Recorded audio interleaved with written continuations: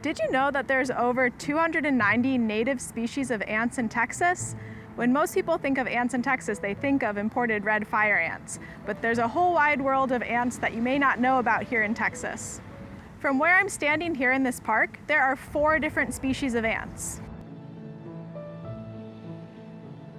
Right over here, we have a red imported fire ant mound.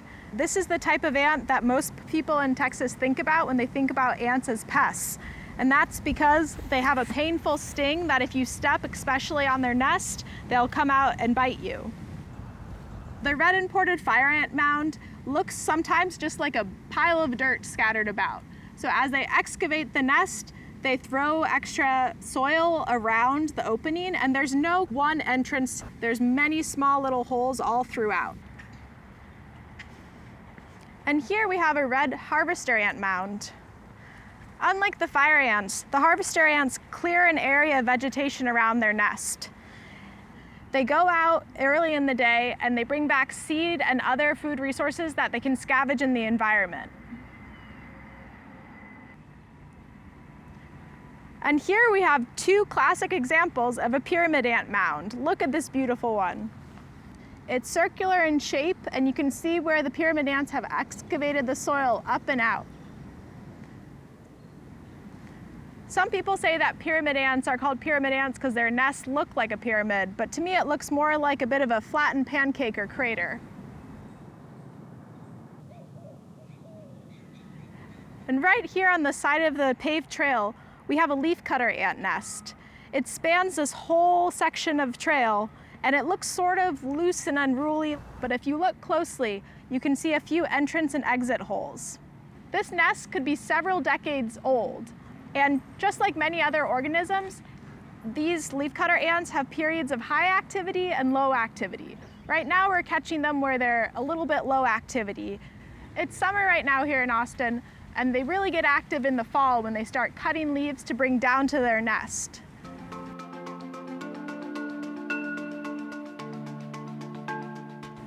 Now leafcutter ants cut leaves because they're actually using the leaves to feed a fungus that they consume. They're sort of the gardeners of the ant world.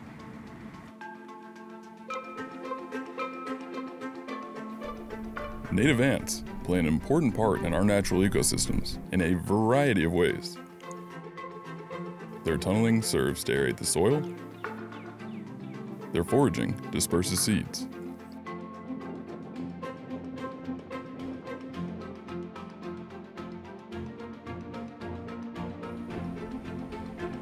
They play a crucial role in the cycling of nutrients by breaking down dead organic matter.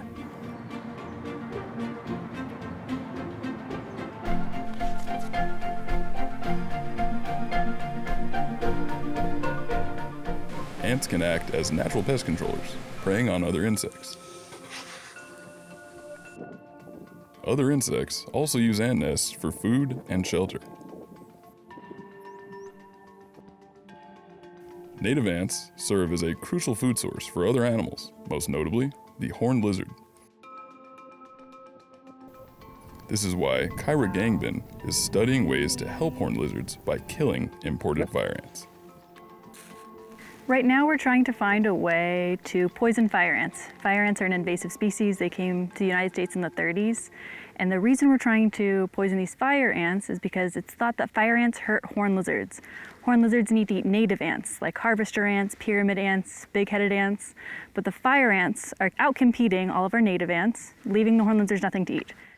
So we have 6 different transects that we're doing. So each of these transects has 121 different spots where we're putting a deli cup and a hot dog piece. So we put these hot dogs out in the environment. We leave them there for about 30 minutes. Ready, go. After 30 minutes has elapsed, we come back to the hot dog piece and we see, okay, what kind of ant showed up? Was there a fire ant that showed up, or were there native ants? If there's native ants there, we leave them alone. Basically, all of those ants just got a free hot dog lunch. But if they're fire ants, then we will poison them with a poison called amdro, and this is a poison that's very specific for ants. This site, we call this site Middle East. This is our control site. So at this site, we are not going to put out any poison. We're just going to look and see what kind of ants are there. That way we have a site so we can compare to see if our site that did get poison is different than this site that does not get poison. There's a variety of ways I can tell that these are cheese ants just by looking at them based off of their smaller size. They move very quickly. They also have that yellow color. And they're also one of the most common ants we have out here at Mason Mountain. What's a cool fun fact about cheese ants is if you actually took a couple and you smushed them between your fingers and smelt it, it actually kind of smells like cheese. That's how they get their name. They have some kind of chemical defense. It looks like these guys are big-headed ants, and so these ants are probably most commonly misidentified as fire ants. The big difference is if you look really closely, there's two different types of worker ants when it comes to big-headed ants. So some of these workers have disproportionately sized heads, so their heads are bigger than the others. Those are like the fighters of the colony. The other workers, they're called minor workers, they have much smaller heads, and these are the ones that are more tending to the nest in the colony. So acrobat ants are slightly larger than our fire ants and our big-headed ants, but the key characteristic for acrobat ants is they have really pointy butts or pointy abdomens. And so you can see their behind almost makes a heart shape. So here we have a harvester ant nest, also known as a harvester ant colony. I've also heard people refer to these as red ants here in Texas. And these ants are really critical for horned lizard diets. It's said to be about 85% of an adult horned lizard's diet is all of these harvester ants. And if you look closely, you can see some winged ants coming out. Those are called alates. Those are the reproductive. So probably a couple hours, those ants are going to fly up, they're going to mate in the air, and they're going to start the next generation of harvester ants and make new nests and new colonies. The other, smaller native ants are what the baby horned lizards need to eat. So that's why protecting all of our native ants is so important.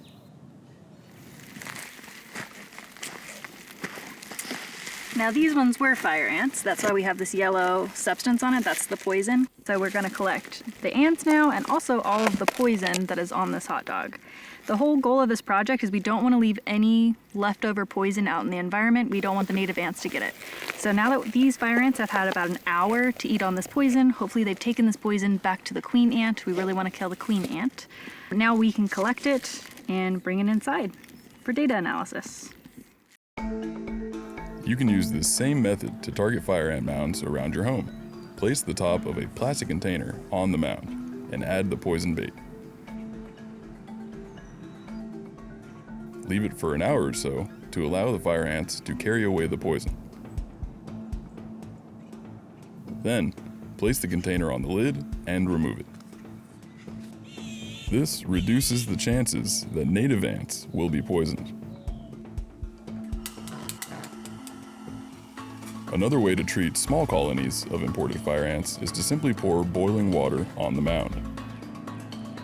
This may take a couple of applications to penetrate down to the queen. There are other invasive ants that have expanded into Texas, like the Tawny crazy ant and the Argentine ant. The key to dealing with ants is to know which species you've encountered. Our native ants are a vital part of the Texas ecosystem, and their presence indicates a healthy environment. Texas native ants deserve our protection. For more information on ants and how to find your local parks and wildlife biologist, see the video description below.